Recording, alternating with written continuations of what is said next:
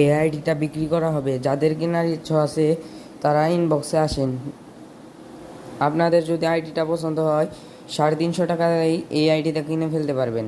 ইনবক্সে আসেন, কথা হবে। আর এখন আপনারা আইডির মজা নেন, দেখেন আইডিতে কি কি আছে।